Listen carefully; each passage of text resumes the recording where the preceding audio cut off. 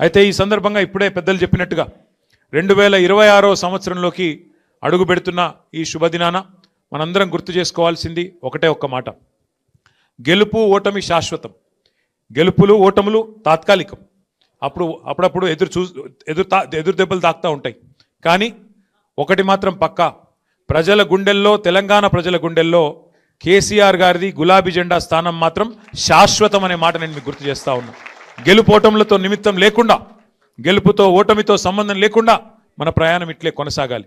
కేసీఆర్ గారు ఎప్పుడు మనకు చెప్తా ఉంటారు, ఇతర పార్టీలకి తెలంగాణ రాజకీయం అంటే ఒక గేమ్, కానీ మనకు తెలంగాణ సాధించిన పార్టీకి రాజకీయం అంటే ప్రజల సంక్షేమము, రాజకీయం అంటే ఒక టాస్క్, ఒక ధర్మంగా, ఒక విద్యుక్త ధర్మంగా మనం భావించి ముందుకు పోతా ఉన్నాం.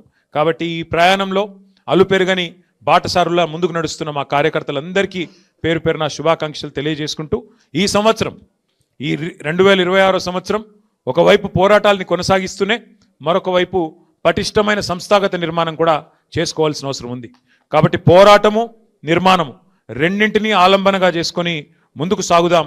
ఈ ప్రయాణంలో నాకైతే సంపూర్ణమైన విశ్వాసం ఉంది, మనం విజయం సాధిస్తాం. ఎందుకంటే ధర్మం మన వైపు ఉంది, న్యాయం మన వైపు ఉంది, నిజాయితీ మన వైపు ఉంది.